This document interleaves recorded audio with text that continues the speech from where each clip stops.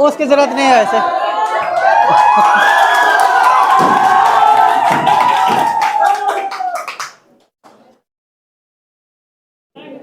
Hello hello, कहाँ बात?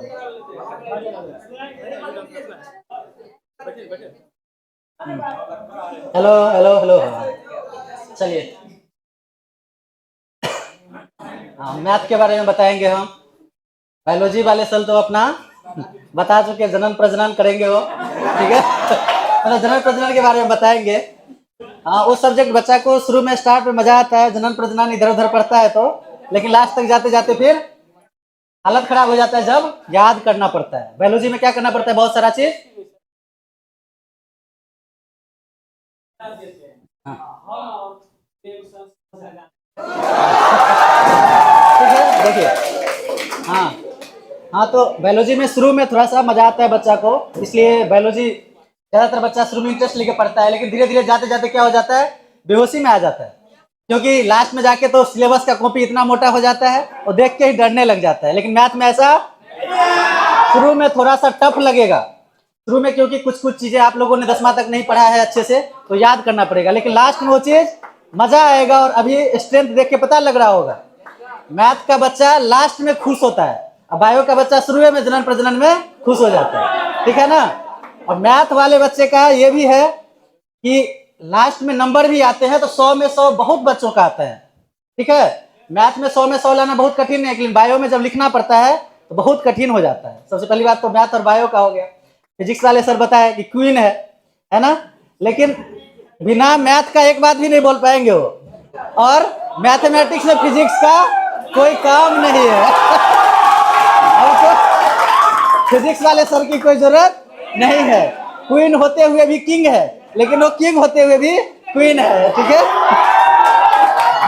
बिना मैथ का फिजिक्स नहीं पढ़ा सकते हैं। इंस्टेंटेनियस वेलोसिटी कैलकुलस के बिना हिल नहीं सकता है, और कैलकुलस पूरा फिजिक्स बिना हिलता है कि नहीं। तो मैथ सबसे बेस्ट है कि नहीं है, सबसे बेस्ट है, पहली बात। हाँ, केमिस्ट्री तो सबसे गया गुजरा है, जो ही समझ में आने लग जाए, जो ही थोड़ा सा समझ में आने लग जाएगा केमिस्ट्री, तो फिर वो बोलेगा क्या एक्सेप्शन है कि नहीं। बोले ना बोर्स मॉडल रखोगे तो रदरफोर्ड बोलेगा, रदरफोर्ड बोलोगे तो बोर्स बोलेगा। एक्सेप्शन इतना है कि लगेगा क्या पढ़ रहे हैं। तो केमिस्ट्री का तो कोई महत्व नहीं है। प्योर चीज कौन है, मैथ। इसमें कोई भी एक्सेप्शन नहीं है। लाल पीला इसमें मिलता नहीं है, ठीक है ना। इसमें सब कुछ एक्चुअल मिलता है और एक्चुअल रिजल्ट आता है, ठीक है। शांत हो जाइए। तो सबसे पहले तो मैथ बायो फिजिक्स का बता दिए। अब उसके बाद में बताते हैं पढ़ाई का। देखिए, सबसे आसान कर दिया है बोर्ड। 100 नंबर का एग्जाम हो के कितना नंबर का होता है, 200 नंबर का। तो सबसे पहले तो एक टॉपिक अगर 40 नंबर का है तो उसमें कितना नंबर का क्वेश्चन आएगा, 80 नंबर का। ये काम का चीजें सुनो, कोई भी टॉपिक डबल नंबर में आता है। 100 नंबर का एग्जाम में कितना नंबर का एग्जाम लेता है, 200 नंबर का। और ये ऑप्शन नहीं है आपके पास में, ये नहीं बोलेगा कि आप 20 नंबर अलजेब्रा से ही बनाइए। आपको अगर अलजेब्रा नहीं आता है तो आप कैलकुलस का बना लीजिए, इस तरह का ऑप्शन है। इसलिए क्या हो गया है, वो इजी हो गया है, बहुत टफ बोर्ड नहीं है। कौन कौन से टॉपिक पढ़ने हैं, क्या पढ़ने हो, तो पढ़ाते चलेंगे तो कंप्लीट होते जाएगा। और सबसे पहली बात कि 11th में जो भी बच्चा था उस सबको क्या बोले थे, शुरू में आया तो सब बोल रहा था एनसीईआरटी बहुत इजी बुक है, शुरू में ही बता दिए हैं। वो बनाने की जरूरत भी नहीं है। आप लोगों को अगर लगे कि एनसीईआरटी बनाना है तो घर पे बनाना है और आके डॉट पूछना है। मेन हम लोग क्या करेंगे, आप लोग बोर्ड वाले बैच हैं तो इसमें आर एस अग्रवाल करवाएंगे।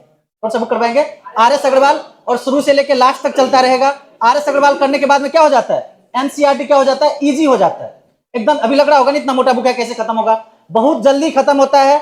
ये बोलने के लिए सब बोल देता है कि हम 4 महीना 5 महीना में कंप्लीट कर देंगे, लेकिन कंप्लीट कोई नहीं करता है। कंप्लीट हम किए हैं और 12th वाला बैठा हुआ है, पूछ लो, ठीक है। वो बोलने के लिए बोलता है एडवांस का तैयारी करवाएंगे, जेईई मेंस का, अब बोर्डे में फेल हो जाता है बच्चा। और ये बात हम ऑन रिकॉर्ड, अभी रिकॉर्ड हो रहा है, बोल रहे हैं कितना दिन क्लास आना है, 300 दिन। घर पे कितना देर पढ़ना है, नहीं पढ़ना है, बिल्कुल नहीं पढ़ना है। यहाँ पे 300 दिन लगातार आना है। और 80 नंबर से कम नंबर अगर आ गया तो पैसा कौन देगा, पूरा पैसा हम दे देंगे, समझ गए बात। सर से नहीं मांगना है, सर चिंता में आ गए होंगे कि कहीं नहीं आया, तो ऐसा नहीं है, हम देंगे, ठीक है। और इतना ही नहीं, सुन लो, अगर रेगुलर आ रहे हो और थोड़ा थोड़ा होमवर्क कर रहे हो तो 90+ आएगा।